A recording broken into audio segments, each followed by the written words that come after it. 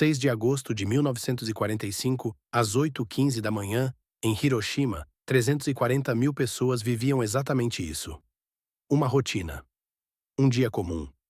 Mas ninguém sabia que nos próximos 60 segundos, o mundo e a própria existência humana mudaria para sempre. Porque naquele instante, o céu se abriu e o inferno desceu à terra. Para entender o que aconteceu naquele minuto, precisamos voltar alguns meses. A Segunda Guerra Mundial, que já havia devastado a Europa, arrastava-se no Pacífico. O Japão, apesar de bombardeios convencionais incessantes, recusava-se a uma rendição incondicional. Em julho de 1945, os aliados lançaram um ultimato: rendição ou destruição rápida e total. O primeiro-ministro japonês, Kantaro Suzuki, ignorou. E a decisão foi tomada. O presidente americano Harry S. Truman autorizou o uso de uma nova arma, desenvolvida em segredo pelo Projeto Manhattan, que reuniu os maiores cientistas do mundo. Hiroshima foi escolhida. Era um centro militar estratégico, com quartéis, fábricas e um porto vital. E havia um detalhe sinistro. A cidade tinha sido poupada de bombardeios anteriores, não por sorte, mas para que o poder destrutivo da nova arma pudesse ser avaliado em sua totalidade. Mas Hiroshima era também uma cidade de famílias, de escolas, de templos, de vidas ordinárias. Na madrugada de 6 de agosto, na base de Tinian, nas Ilhas Marianas, um bombardeiro B-29, batizado de Enola Gay, decolou. A bordo, uma carga mortal. A bomba Little Boy. 3 metros de comprimento, 4 toneladas de peso, 64 quilos de urânio 235. Um cilindro de metal com o poder de 15 mil toneladas de TNT. Em Hiroshima, os alarmes de ataque aéreo soaram e foram cancelados várias vezes durante a madrugada. A população exausta já não dava tanta atenção. Às 7h09, novos aviões americanos sobrevoaram a cidade. Eram apenas de reconhecimento meteorológico. O alarme soou e foi cancelado. Tudo parecia seguro. A cidade respirou. Às 8h15 da manhã, a vida pulsava. Estudantes derrubavam casas para criar aceiros contra incêndios. Comerciantes abriam suas lojas. No distrito financeiro, funcionários do Banco Sumitomo preparavam-se para o dia. Crianças brincavam. O sol de agosto brilhava forte sobre a cidade banhada por 7 rios. Ninguém viu o Enola Gay, a mais de 9.000 metros de altitude. 8h15 ou 17 segundos. O compartimento de bombas se abriu. A Little Boy começou sua queda. 44,4 segundos de silêncio mortal. No solo, alguns relatos falam de um pequeno ponto no céu, seguido de 3 paraquedas, instrumentos de medição. Então, a exatamente 580 metros acima do Hospital Shima, no centro da cidade, o inferno foi libertado. Segundo zero. O mecanismo de detonação foi ativado. Um projétil de urânio disparado contra outro bloco de urânio. A fissão nuclear começou. Átomos partidos em uma reação em cadeia descontrolada. Segundo 1. Em 1 milissegundo, uma bola de fogo com 3.800 graus Celsius se formou. Mais quente que a superfície do Sol. Testemunhas que sobreviveram relatam: o mundo ao meu redor ficou branco e brilhante, como se tivessem disparado um flash de 1000 câmeras na minha cara. Uma luz cegante, como nunca antes havia visto, e tomou conta do céu. Fiquei cega como se o sol caísse sobre mim. Nesse primeiro segundo, qualquer pessoa num raio de 200 metros do epicentro simplesmente deixou de existir. Vaporizadas instantaneamente. Muitos nem deixaram cinzas, apenas sombras marcadas nas paredes e no chão, como negativos fotográficos permanentes gravados na pedra pela radiação termal. Segundo 2. A onda de calor se expandiu à velocidade supersônica. A 500 metros do epicentro, a temperatura era de 3.000 graus. Pessoas pegaram fogo instantaneamente, suas roupas viraram chamas. A pele começou a derreter como cera. Testemunhas relatam ter visto pessoas com carne pingando dos ossos como vela derretida. Segundo 3. A onda de choque. Viajando a mais de 1.000 km por hora, uma parede invisível de pressão atmosférica, equivalente a 19 toneladas por metro quadrado, varreu Hiroshima. Casas de madeira, que constituíam 90% das construções, explodiram como palitos. Prédios de concreto ruíram, pontes de ferro se contorceram. O Banco Sumitomo, onde pessoas esperavam na entrada, desabou, esmagando todos dentro. Segundo 4, estilhaços de vidro voaram como projéteis. Cada janela da cidade explodiu simultaneamente. Milhares de pessoas foram perfuradas por cacos afiados. Vigas de madeira foram arrancadas das estruturas e transformadas em lanças mortais. Telhas de cerâmica voaram pelos ares como granadas. Segundo 5, a tempestade de fogo começou. O calor intenso incendiou tudo que era inflamável: madeira, papel, tecido, cabelo humano. Segundo os sobreviventes, as montanhas pareciam estar em chamas. A cidade inteira pegou fogo em segundos. Em um raio de 2 quilômetros, incêndios simultâneos se espalharam. Segundos 6 a 10. A bola de fogo continuou expandindo, criando um vácuo. O ar superaquecido subiu violentamente, gerando ventos de furacão que alimentaram os incêndios. Pessoas que haviam sobrevivido à explosão inicial foram sugadas pelos ventos e lançadas contra escombros. Outras foram esmagadas sob o colapso de edifícios. Segundos 11 a 20. A nuvem em forma de cogumelo começou a se formar. Cinzas, poeira e detritos radioativos foram sugados para cima a velocidades incríveis. A nuvem atingiria 9.000 metros de altura em poucos minutos. Abaixo dela, a cidade de Hiroshima não existia mais. Apenas escombros em chamas e corpos carbonizados. Segundos 21 a 30. Os sobreviventes começaram a perceber o horror. Quem estava em porões ou protegido por estruturas de concreto emergiu para um mundo transformado em pesadelo. Teko Kiriak, então com 15 anos, relatou: "Quando saí do abrigo, vi pessoas com roupas queimadas e carne derretida. Era uma cena do inferno." Mitsuo Matsushige, um fotógrafo, testemunhou: "Após cerca de 40 minutos, peguei minha câmera e saí para a rua. Na ponte Miyuki, encontrei estudantes do colégio feminino cobertas de queimaduras.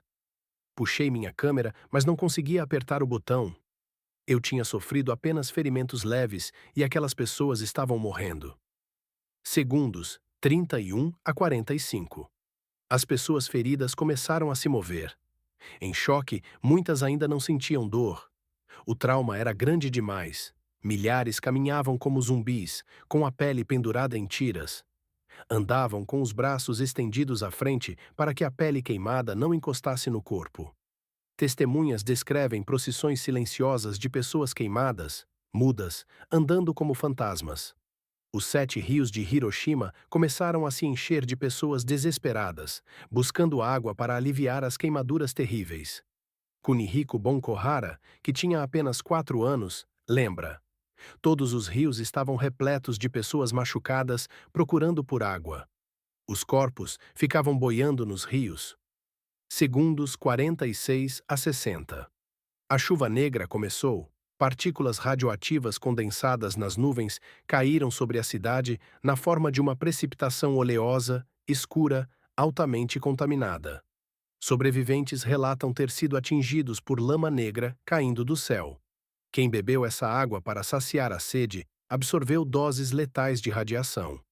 Ao final do primeiro minuto após a explosão, o bombardeiro Enola Gay, a 18 quilômetros de distância, ainda foi sacudido violentamente pela onda de choque.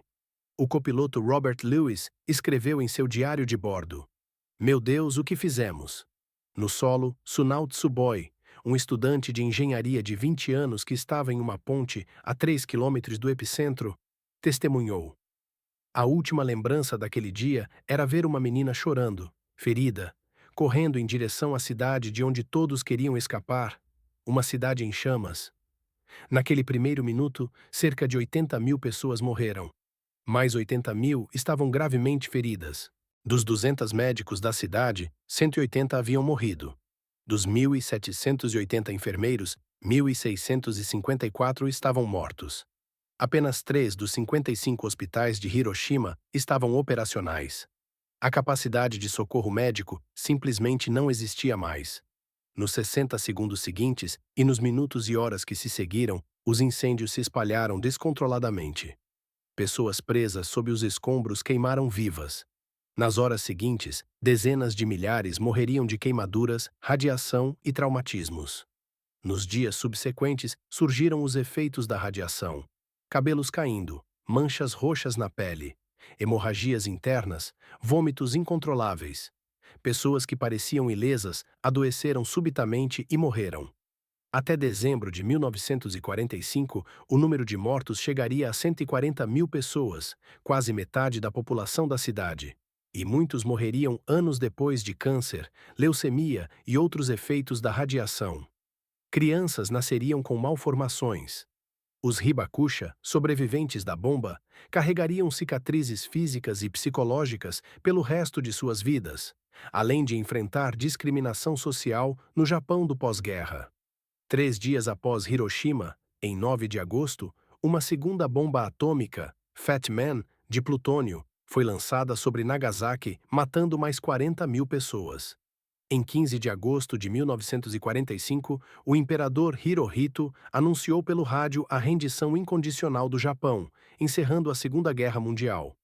Até hoje, historiadores e especialistas debatem se o uso das bombas atômicas foi necessário. O ex-presidente Dwight D. Eisenhower, em suas memórias de 1963, condenou o uso, afirmando que não eram necessárias para forçar a rendição japonesa. Mas o que ninguém pode negar é o sofrimento humano causado. Em maio de 2016, Barack Obama tornou-se o primeiro presidente americano em exercício a visitar Hiroshima. Diante do Memorial da Paz, ele disse: "A morte caiu do céu e o mundo foi alterado. Um flash de luz e uma parede de fogo destruíram uma cidade e demonstraram que a humanidade possuía os meios para sua própria destruição. Hoje, Hiroshima é uma cidade vibrante, de mais de 1 milhão de habitantes, reconstruída das cinzas. Tornou-se um símbolo mundial de paz e desarmamento nuclear. O domo da bomba atômica, antigo salão de promoção industrial, único edifício que permaneceu em pé, próximo ao epicentro, foi preservado exatamente como ficou após a explosão. É patrimônio mundial da Unesco e um lembrete permanente. No Museu Memorial da Paz, as sombras nucleares estão preservadas. Os degraus de granito do Banco Sumitomo, com a silhueta permanente de uma pessoa vaporizada, foram doados ao museu em 1971. Desenhos feitos por sobreviventes mostram cenas aterrorizantes. Os Hibakusha dedicaram suas vidas a alertar o mundo. Em 2024, a organização Nihon Hidankyo, que representa os sobreviventes, recebeu o Prêmio Nobel da Paz pelo trabalho incansável em conscientizar sobre as consequências horríveis das armas nucleares. Sunao Tsuboi, o estudante que viu a menina correndo para a cidade em chamas, passou a vida viajando o mundo como ativista antinuclear até sua morte em 2021, aos 96 anos. Os primeiros 60 segundos após Hiroshima mudaram não apenas aquela cidade, mas toda a história humana. Pela primeira vez, a humanidade possuía o poder de aniquilar a si mesma. 80 anos depois, 9 países possuem armas nucleares, detendo mais de 12 mil ogivas, muitas centenas de vezes mais poderosas que a Little Boy. Hiroshima e Nagasaki permanecem as únicas cidades na história atacadas com armas nucleares. A esperança dos sobreviventes é que permaneçam as únicas para sempre.